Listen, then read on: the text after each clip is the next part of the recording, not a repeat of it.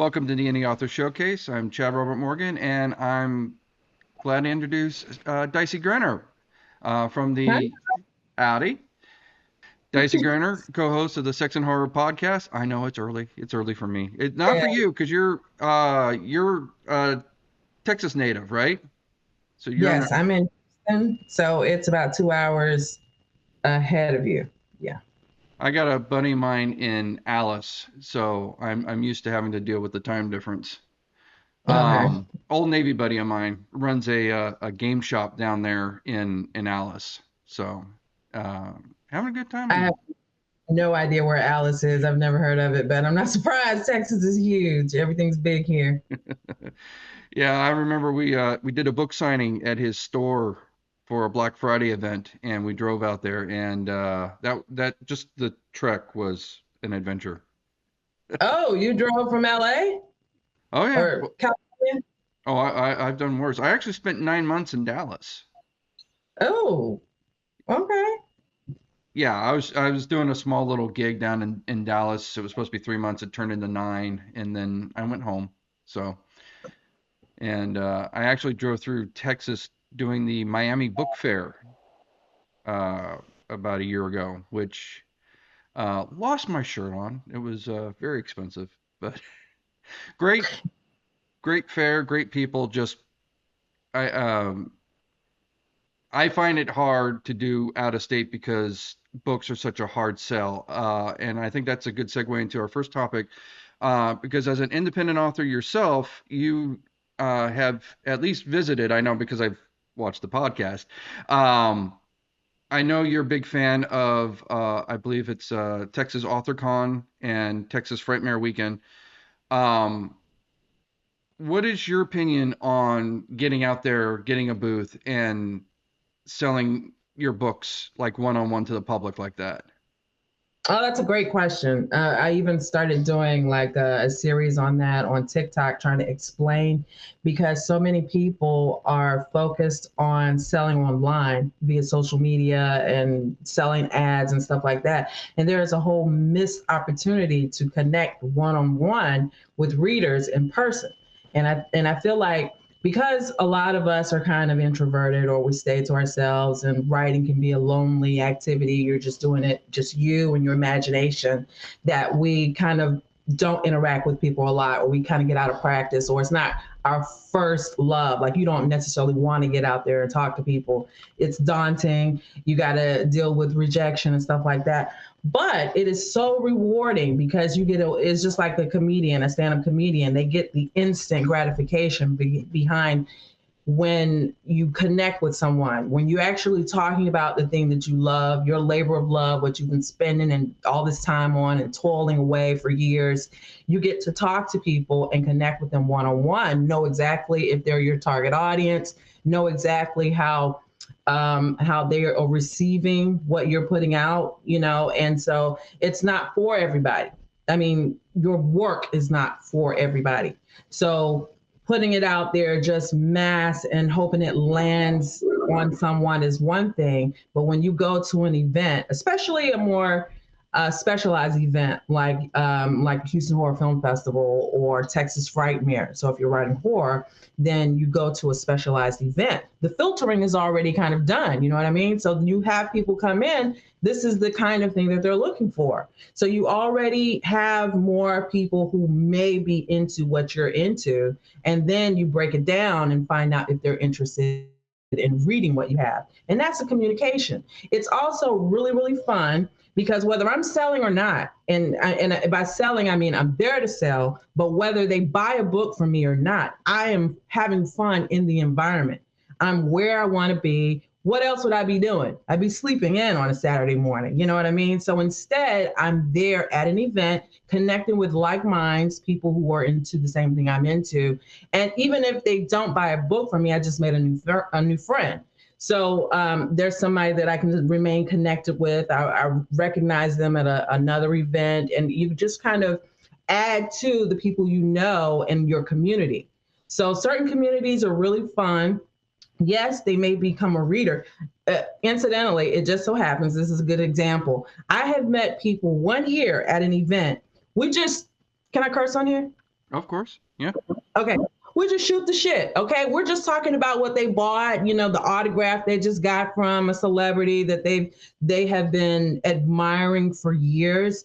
We're just talking about, a movie that we just saw, and they didn't buy a book, but we connected. We had fun. We had an interesting conversation. They will come back the next year and be like, oh, I remember you from last year, and buy books. That has happened to me several times. I've had somebody to come on the first day. They're just kind of walking around, seeing what's happening. I'm just talking to them. I might tell them about my books, but that is not the like, I'm not focused on that. I'm focused on connecting with them. So I talk to them, and then they'll come back on the last day and come by the whole series. You know what I mean? Or so being out, I know I'm rambling, but that's what you brought me on for, right? you it is an awesome experience. Texas Author Con I went to.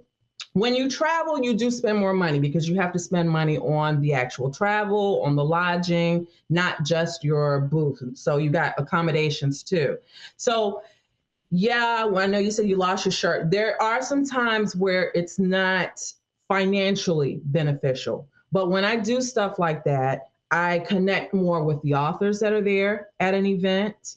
And so that is a community too. So you're looking out for each other. That's how I found out about another event, because while I'm at that event, they're talking to me about another one. And they're like, oh, you should check this out. This one was great. This one, not so much. You get to connect with them that way. Then you can collaborate on things. I have met authors at events that I end up being a part of an anthology with them on something later on.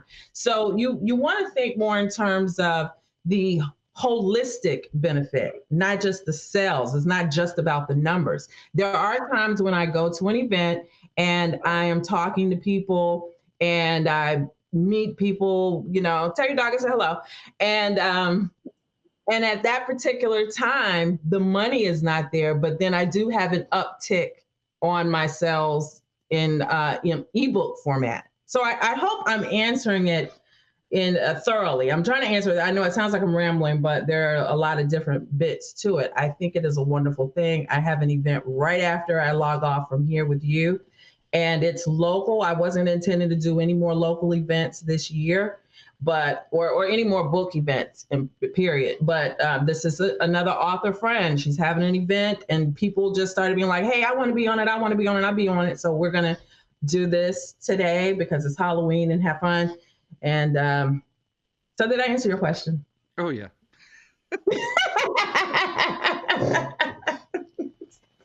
My dog is Denim. He's about a year old, and he is a vicious guardian, standing stalwart to defend us against the vicious mailman.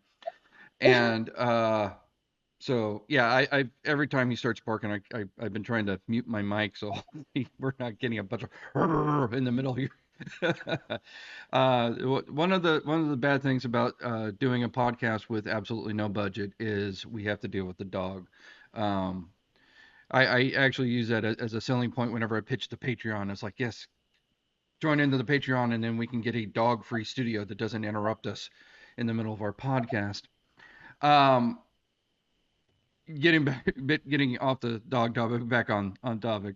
I agree with everything that you're saying about the cons. One of the nice things I like about doing out of state, and I've only done out of state like once. I'm trying to get into Texas Frightmare Weekend, and I'm trying to get into Texas AuthorCon, um, because I'm doing so many of the local events here that I'm starting to see some of the same people.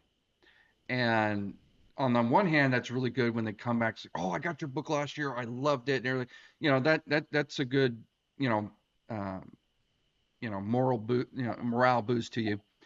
Um, but in terms of expanding your audience, when you're seeing this, it's one thing to build up a fan base, which is important. You need to do that, but you also have to expand that fan base. And Yeah, my goal with these conventions is break even. Right? I think of it as a marketing thing. Like you're putting money into it to make money later. yeah, Um, So my goal is always to break even so I can afford to do the next one. Yeah. So with that said, when you're doing one of these conventions, what are some of your sale tactics to try to get people into your to take a look at your stuff, right? What are some of is there any kind of approach that you take to get people to stop by your booth and take a look at what you're offering? Yes. Okay. Can I pin that for a second and go back to Sure. something else you said?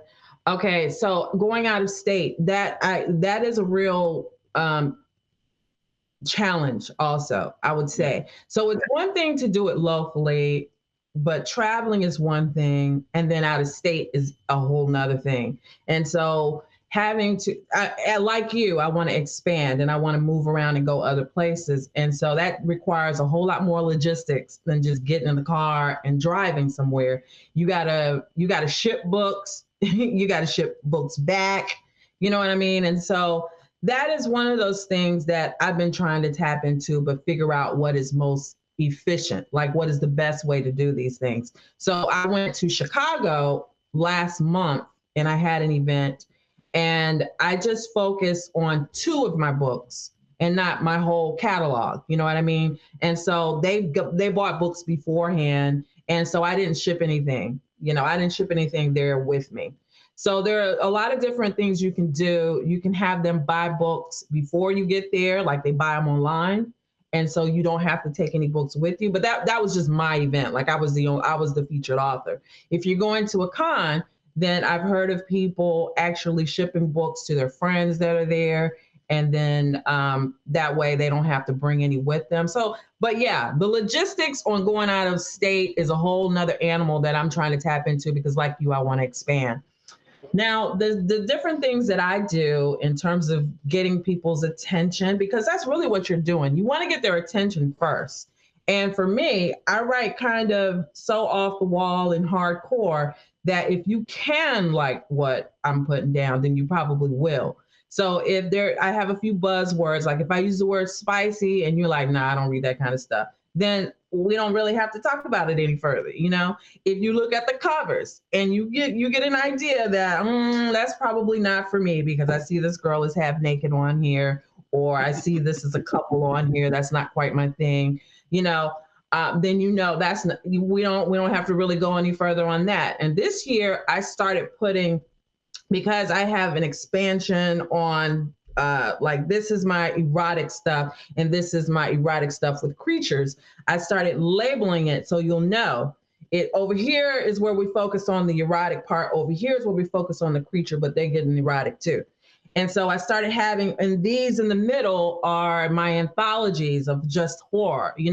So there's different ways that I draw people's attention. I also, with my setup and my design, I have it, the presentation is nice. Like when you go into a restaurant, if the presentation is like they got the pretty little leaves over here and the little dots with the syrup over here or whatever kind of stuff they have on there, it's presented to you to look appetizing as opposed to some fries thrown in the bag upside down. You know what I mean? So presentation, I make sure it looks beautiful, it looks eye catching, and I have boobs. So I will put on I will put on the skimpiest stuff that my full figure will allow. There are times that I have had models that are also just as skimpy or skimpier because they can do more because they're models. And like my book cover model has gone out with me on many events over the years.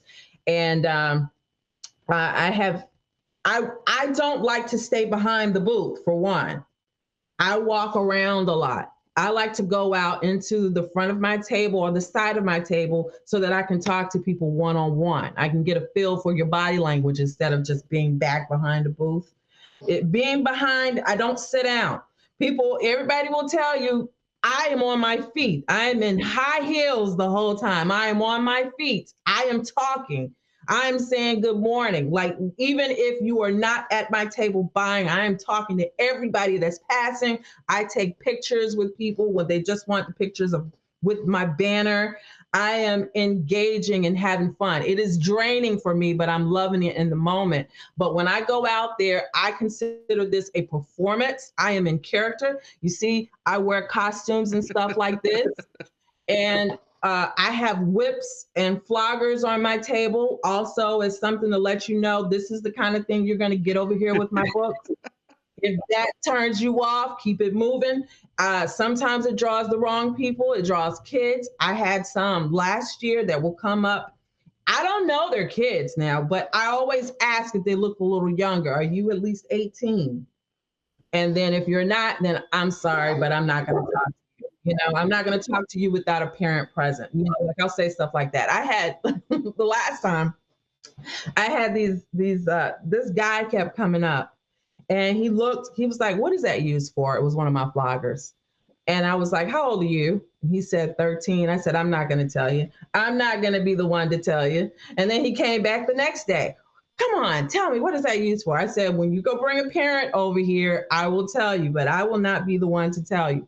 So sometimes it draws the wrong people, but you have to, you know, figure out who it is that you need to be talking to. But for me, it is fun. I'm going to give it my all for the days that I'm there. And then I'm going to sleep the whole next week after that. Makes me really want to see one of your conventions because I want to see that. I do it's fun, but I mean it's like and I ask myself, sometimes I have these conversations with myself, like especially afterwards, like I am exhausted after the fact. I am totally exhausted. And then I'm like, you know, was it really worth it? You know, I do a temperature check on myself. Did you really get anything out of it? Did you really enjoy that? And the answer is yes. I enjoyed every minute. I do need time to recover. I do have to drink my vitamin C every day to make sure that I am not getting the cruds and because I know my immune system is going down because then I'm engaging with a whole lot of people. I check in with myself and it's like, what else was I going to do? What else would I have been doing that day, that weekend? Like this is an opportunity to be out there selling my books. And if I talk to one person that buys, that's possibly one new person that would be a super fan of my work. They may come back and buy all the books. They may want to, you know, tell their friends about it. Not everybody does, but it's an opportunity to have one more person than I would have had if I were at home on the couch. So it is worth it. I don't eat during the cons either. So that means all day I'm on my feet. I don't eat. I'm not going to be eating and then, oh, I got to stand up and talk. I stand and wait, and then after the fact is usually when I eat. It's like now I can relax and chill, and what's the word I'm looking for? Recuperate for the night for the next day. What I usually do when it comes to lunch is because I usually do these events with my son, my reluctant partner in crime, Okay, and how old is he? yeah, he's almost 17. Okay, okay, yes. So he goes, he buys lunch, he feeds himself because any excuse to get away from the booth, because he spends most of the time in the booth like this. He's like, "Mm, Yeah, yeah. yeah. I'm like, yeah, thanks for the big help. Um, he's really big help in the loading in and the loading out. The day to Okay. day, not so much. Um, but he'll go get himself lunch, then he'll bring me back something. I was like, okay, run the floor.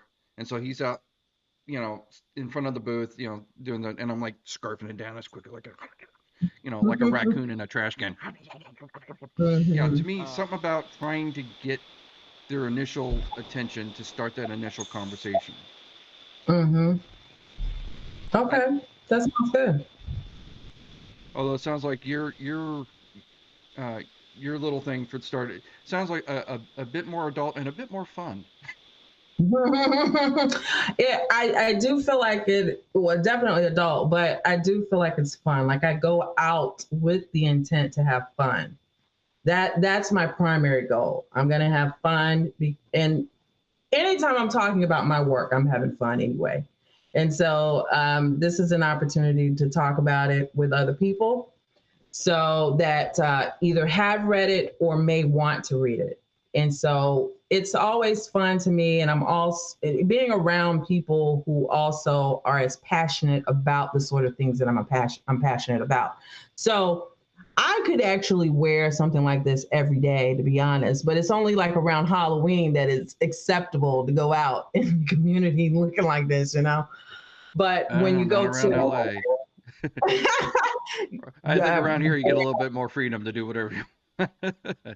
fair enough, fair enough. When I go to an event like this, you know, it's an opportunity to exercise that same self-expression that I enjoy on a regular basis. You know, especially at the horror conventions, people are dressed in costumes, so that's admiring. So I don't know if you saw the new Terrifier, for instance, but Terrifier is my jam. Like I love art. So when I go to like a horror convention and people are dressed up like art, that is already a barrier broken right there. That's something for us to come in and start talking about. You know, so you have people who geek out and nerd out over the same things that I do, all under one roof. And if it's at like an author convention where it's not themed, you know, I know you mentioned Texas Author Con, then it's still people that are passionate about literature. So we read some of the same authors, so we have that connection, you know. Some people go to a bar and they got to connect with people over their job, like what kind of work do you do? Or like how many kids do you have, and you connect over stuff like that. Well, we're connecting over literature, movies, film, TV shows, you know what I mean? So you're Hmm. connecting over passions, over creative um, things that are in the creative space, which is fun. Like what's not fun about that? So you mentioned something about having a good opportunity to talk about your work. I think that's a good segue for um, to ask you about your work. Now you mentioned like you have your pure erotica versus your erotica horror versus your horror. Uh, can you tell me a little bit about your different franchises, your different books, what all you've been writing, so the audience gets can know a little bit more about the books you have out? Of course, but you see how I forgot about that? Like I'm just sitting up here, we're just shooting the shit, we're talking. I forgot. Oh yeah, I probably should say something about my actual book. I guess I just forget. I'm just having. We're just connecting. We're having a good time talking. So I have the ones that sell the most are my Narcoleptic Vampire series, and there are currently 7 books in the series. 4 of them are from Willow's perspective. I have a intersex vampire gets her own book, a werewolf gets his own book, and then a vampire assassin. These are the spicy with creatures. So we have, she has narcolepsy. She works in a fetish club. That's where a lot of the spicy comes in. She has a love interest with a personality disorder. It's kind of a mixed bag. I werewolves, witches, and I don't mean practicing religious witches. I mean like for the purpose of plot and horror, and dragons. There's all kinds of weird animals. Things that go bump in the night are in this book, and they fuck a lot. You know, so there is a story. There are a lot of different elements. Sometimes when people get into it, they don't realize that I'm also bringing in a lot of religious stuff, and that's because of some of my background that I throw in there. So I do want to have more books in this series, but they won't be from Willow's perspective. I think we're done from Willow, but I do have some other characters that I'm planning to have their own worlds go into a little bit further. I also have several short stories that are in anthologies, like they're in other published anthologies. And so I started bringing them to my table because it's a way to get a taste of my work, but also promote small press and also give people a taste of other authors. You know, because like I said, collaboration. We can all win. There's enough Yeah. people and enough readers for us all to win. It doesn't have to be just about me. So with these anthologies, I have one that is a vampire story because the vampires are my thing, and they were doing this vampire anthology, and I was like, yes. And so I have a story in there, totally unrelated to my vampire series.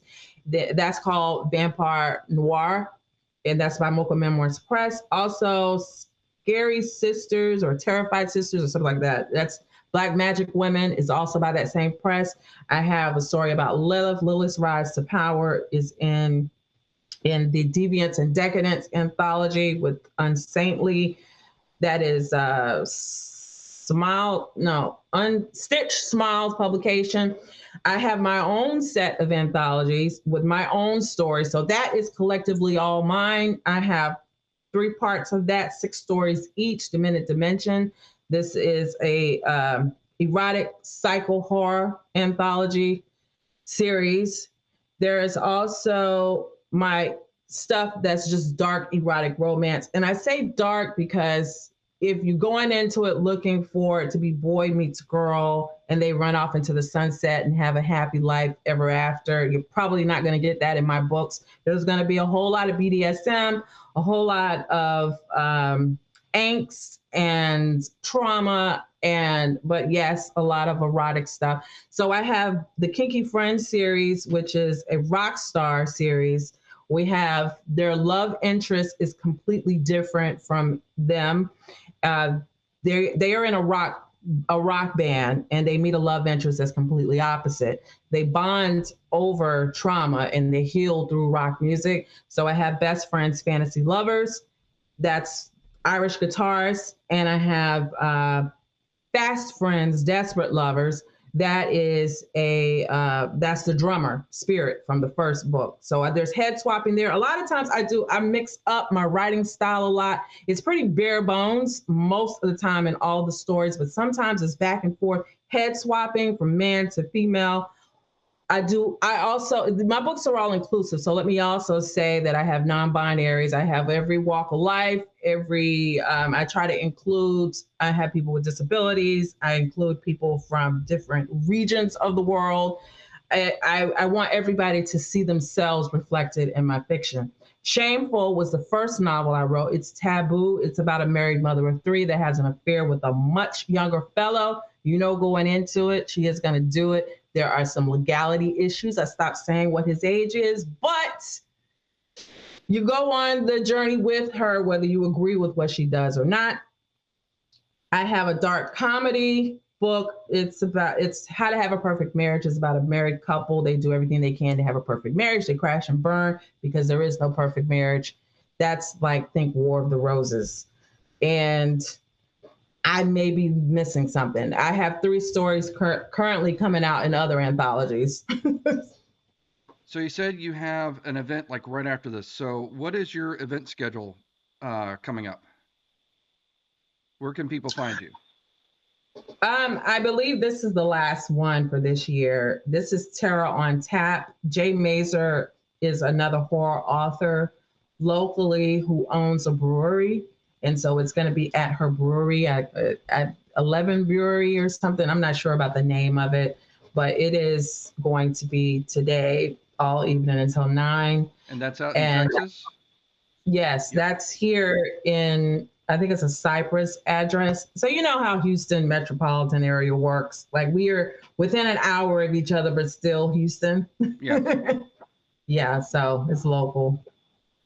Do you have anything scheduled for next year? Do you already have events planned out or anything? Or Oh yes, there are a few that if I have an enjoyable experience, I go back to. And so as soon as they release the applications, I go ahead and I get them. I go ahead and get my booth and everything. So I'm already on schedule for Texas AuthorCon for next year. I love that it's been growing. Usually, you want to get in when something is small and grow with it. And that's what I've done with Houston Horror Film Festival also. So I'm already a vendor for Houston Horror Film Festival next year. Um, I feel like there's something else. There's some other things on there too. I think, but I I can't remember. I know that I've done those. I think there might be two other events, but I'd have to look at my calendar. I can't remember what they are. yeah, kind of like when you're starting to get those Biden moments coming in on there. Right. No, it's okay. No, not kidding. Listen to me now. Yeah, this is why I have so many. Look, I got notebooks everywhere, and I got notes all in my phone. I have to keep track of everything. Oh, and I and just, and that's just the author stuff. That heaven forbid you have to also deal with your day job, your kids, and everything. that's right. Yeah, that's How do you right. keep your head from exploding on a daily basis? Just Yeah. I hear you. Do you have any new books coming out soon? Well, what I have coming out are short stories. I Okay. have, like I said, I have three more short stories that have been submitted to anthologies and have been accepted. These short stories, um, it seems like that's really, really hot right now because people don't have to invest into a whole book. They can just get a taste for a short story. They're in and out, in and out. So anthologies really seem to be really taking off. I do have other books coming out. I don't want to say a date like for a release date because I have blown up my release dates within the last couple of years. It used to be if I set a release date, I was making it no matter what. But then life starts happening. I gotten older and I can't really stay on task like that. And so I don't want to say the dates, but I will say that one of the short stories that I have coming out is a very different type of story for me. And it started out as a book that I wanted to write, and I decided that I would make the first part of it a short story because it can seg right into the rest of the story. Like I want to expand. It's bigger than the part that I'm going to put out as a short story. So that's it. I think that really works. There's also a script that I wrote. That was the first time that I wrote the script first. Because well, no, that was the second time. Actually, most of the time, my books were the IP. That was the original IP, and then I adapted it to script form. But there are two that I wrote that I started with the script, and so I'm going to go backwards and put that as a story also. So there's so there's like 200 things in here that are written, but just not for public consumption yet. They're just in here, and so I got to get it from here to here. And it's a process, but I've been doing a lot better with that. I've been doing a lot better with being able to switch my headspace. Okay, so my legal job takes up a lot of my headspace. And in the past, it was really difficult to transition from that back into the creative space. So my brain is just constantly doing this. But lately, I have been able to do it a little bit better, where I focus on this all day one day, and boom, the next day I finished up a creative project, and I was like, oh my god, I'm finally getting it, finally getting it. So I do have a lot of stuff coming out. That is what I think is impressive because I think I picked that up from the podcast. You are a lawyer, right? Yes, So for 20, almost 20 years. Yeah. so I get people at my day job wondering where I find time to work, Mm-hmm. and we're not a law firm, you know what I mean? So it's like I'm I know how difficult it is for me to find time to work with my job, which can sometimes be demanding, but is not normally demanding. Like it's normally a 9 to 5 job. We have what we Mm-hmm. call crunch, where we work insane hours for weeks on end. We My day job is really good at avoiding that, but it's kind of a bane in the industry. I'm a game developer in my day job. Okay. Um, and you probably heard about game developers crunching. So that Yeah, my son would love that. Yeah. It was everybody loves it until they see that it's actually work. Uh, right. I think you're just playing games all day. that's what they think. And it's like, no, we actually have to do work. It's like we've been spending weeks just going in the meetings, going like, so how are we going to attack this other person? I mean, and it just, anyway, getting off topic. Mhm. Um, so I got like people at my day job like impressed that I can find time to finish a book, and Mhm. I'm not a lawyer. You know what I'm saying? I mean, it's like I can Mhm. imagine that your job would be even more demanding of your time. So how are you finding time not only to get a book, but you have quite a catalog at this point? For Mhm. example, how long does it take you to get a book from beginning to end on average? Yeah. Well, the last full length novel I put out was in 2019. And I'll let you know that it's not moving fast. It's not going fast. Once I sit, but I've been doing more short stories too, though. I will say that. And I also it is not, it's not gotten by me that that is also correlating with when I started the podcast in 2019. So my creative energy is kind of going to the podcast a lot, which is probably pulling from the energy that I would be putting into writing a full length novel. You know what I mean?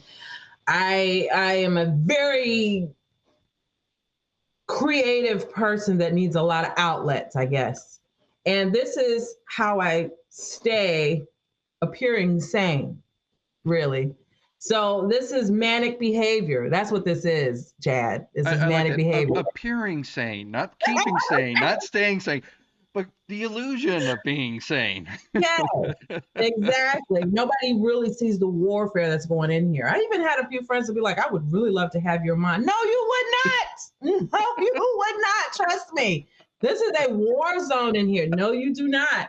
But I need this. You know, this is the balance for who I am. This is the dichotomy of me that makes me be able to stay grounded, really, because otherwise I would not survive, honestly. If it was just the legal, if it was without the creative aspect, if I did not have that balance, there would be no me.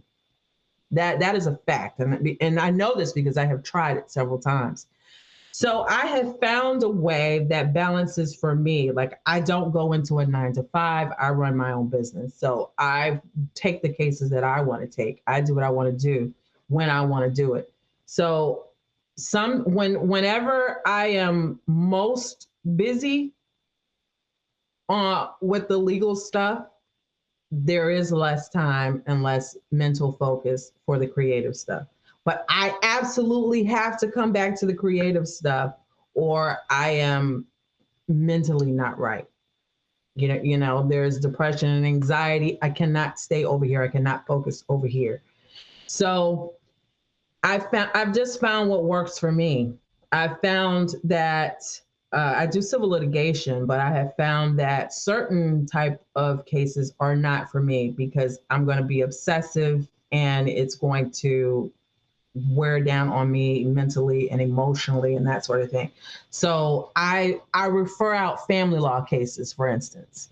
Those are not fun. Those are very tedious and they're burdensome on my soul. So I avoid them like the plague. I have done them for years. I have been a part of that, but that is not cases. I'm just giving you an example. That is not the type of work that I would want to do because it belabors on me too much. So I have found the sort of things that work for me where I can do it and leave it, do it and leave it. I can put it out there, give it my all, but then when it's time to release it, I can release it without it weighing on my back, without it affecting my blood pressure, without it hurting my gut.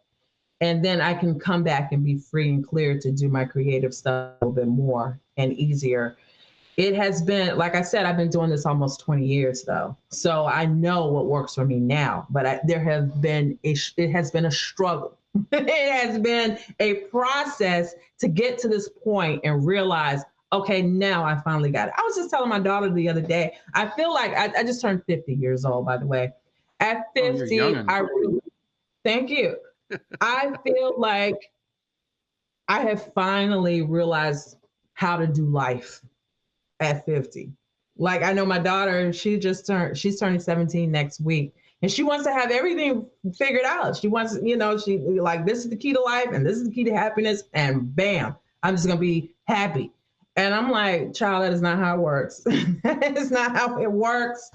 But I feel like now at this age, I'm finally realizing how to do life for me, what works for me, how to balance being the best version of myself. And obviously, it's still a growth process because we continue to grow as we live. But I have gone through so many different things that now I can feel like I'm doing life.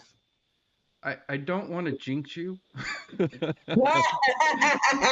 uh, but when I hit 50, I kind of felt that way too. Like I finally got a handle on things, and then life went, no, you don't. And Okay. So like it usually takes me about a year, just me personally, from start to finish to get the book done, and that includes the editing, the audiobook, and everything like that. Um, on average, some go a little short, some go a little long, but on average, about one a year. Um, Mm-hmm. and this year has been really hard to get into the writing process because there's been so much um, kind of family drama and with the conventions and starting the podcast. Um, because yeah, it's like you're trying to promote yourself, you're trying to promote other authors, um, but there's only a finite amount of time Mm-hmm. and there's only a finite amount of energy and everything takes a bit of that. And so every night that I'm editing a podcast is a night I don't have to write. Every night Mm-hmm. that I have to clean up after the dog because the boy didn't do it, Mm-hmm. um, that's an hour I'm not doing something else. And so um, and it's been a real struggle. I mean, I don't want to air my dirty laundry in the public there, but this year in particular has been really a struggle because there's been a lot of family members having health issues and stuff like that that Right. has broken up the writing process, and it can be a struggle. It can be a real struggle, and Yeah. just and I don't know if you agree or not, but for me, it's just I feel like you just got to get paint on the canvas. Mm-hmm. You just like okay, I wrote this chapter, it completely sucks. That's fine, moving on. Because once you get the paint on the canvas, you can look at what works and what doesn't work, and then you can start refining areas, cutting areas out, and everything like that. But you got to get something down, because Yeah. if you have nothing, then you got nothing to edit. You have nothing to improve. Um, Agreed. Yeah. Well, I didn't answer that part of your question. Now that I think about it, how long does it take me? So once I get started, it doesn't take me long at all. The mental part in sitting down, being still, focusing, and getting that canvas that you're talking about on paper, that takes a lot. That takes a lot of energy for me to tune out everything else, listen to my characters, get a feel for the pacing, because that determines whether it's going to be a short story or a book. The voice that I'm hearing and how I'm going to write it, how it comes out, me getting into that headspace for this particular story takes me a little while. And I don't and that varies depending on the book or the short story. That takes me a minute to get it just right. But once I get started, that's just gonna be done. When I'm that's the book, that's the short story, whatever it is. Once I get into it and I got my pacing and my flow, I'm good to go. Um, and what you were saying about the hard times and all that, I feel you, and I understand what you're saying, especially at this age when our parents are getting elderly, and you know, I've been dealing with the fact that so many different family and friends have been dying around me and everything, but it gives me a vigor for life that I never had. It's like I want to live, and I don't mean like physically be alive. I mean, I want to enjoy life. I want to do the things that I want to do. And I have put myself back behind the kids, behind the husband, behind work, behind friend, behind everybody. And now, like, I would literally wake up and be like, what do I want to do today? And fuck everybody else. And that's this is a new stage for me. So even when hard times happen now, it's the way that I approach it. Like my perspective is changed. My perspective is different on how I'm going to relate to those things. Today, I'm not going to do any work at all. I'm just going to go to the movies. This is how I think now. Whereas before, it would be like, oh my God, I got to get this done. Oh my God, I got to get this done. I got to get this done. And I'm imposing all these deadlines and all these things on myself and making sure that I'm showing up for everybody. Oh, this person's going to be mad if I don't call them back, or I got to respond back. Now I just be like, I don't want to talk. I'm not answering. I don't want to text back. I'm not texting. This person has called and texted me too much. I'm blocking. You know what I mean? It's just, I approach things differently because I am using the fact that so many so much has happened and I've gone through so much to be like, oh my God, I don't know when my last day is. And I will not go out and have left some things that I wanted to experience without having done that. I might have to start taking a cue from you on that. That sounds like that's not a bad idea. Just, No, seriously. It's I life changing. It's a game changer. yeah, no, I'm serious. I might have to do that because it's been I felt that burden of just trying to get through it and hopefully it's better on the other end kind of thing. But that kind of like, you know what, I'm gonna make time for me and fuck the rest of the world kind of thing. That's at least for an hour or two kind of thing is maybe not a bad idea. Just enough to maintain that illusion of sanity to That's not to right. keep your sanity, but to keep that illusion of sanity. Getting back to that. Keep the illusion. And you know what? If you fake it long enough, it's real. Okay. Well, I know you got an event because I could talk to you pretty much all day, but I think one, the dog's not going to let me.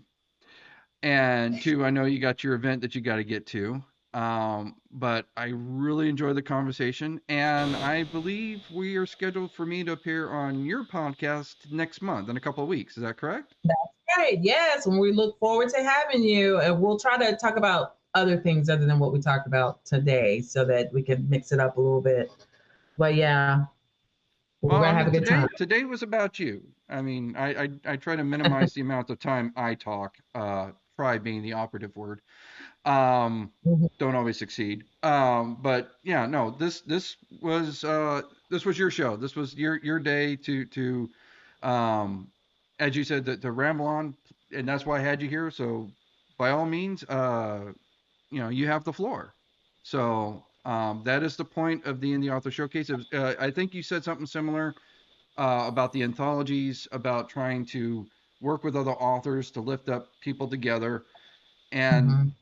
that was what birthed the Indie Author Showcase because we were doing an event at WonderCon and there were just rows and rows of indie authors, and we were all doing something different.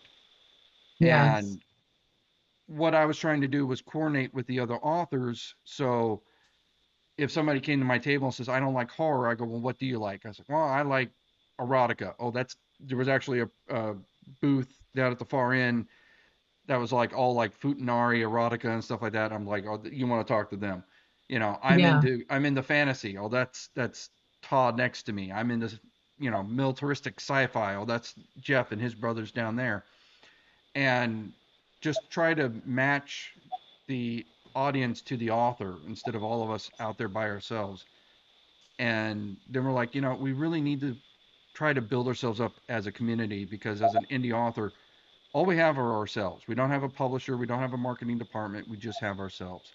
So this Mhm. doesn't have to be a zero sum game. We can work cooperatively and hopefully achieve a success together that we would struggle to do independently.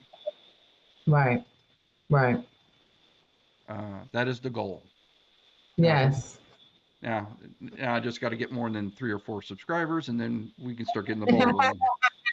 Yeah, it's a Little problem. it's a process. Yeah. But when you're out there promoting your books, make sure you have information out there about your podcast I too. do. Because I do.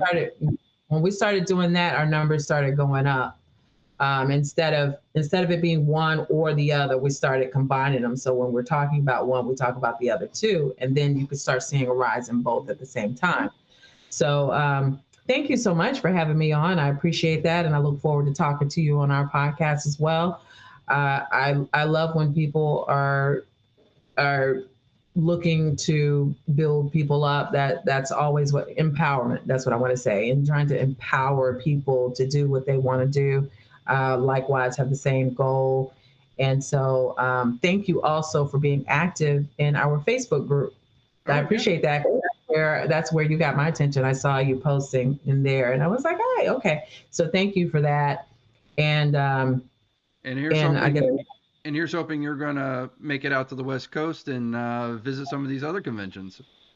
I hope so. Yes. I was out in LA a couple of months ago. I went for a Pride event. I did a live erotic reading in San Francisco. And then I was like, you know what? This is my first time in LA, in California. I've never been to LA. I'm just going to go down there too. So I took a train down to LA. I stayed in the Hollywood Hills area and just walked and had a good time. There's a story there though, because I ended up walking up to Griffith Observatory from Oh my yeah, hotel, and I had no idea the terrain I was getting myself into. But that's a a story lot for of a whole this, nother a lot of that. day.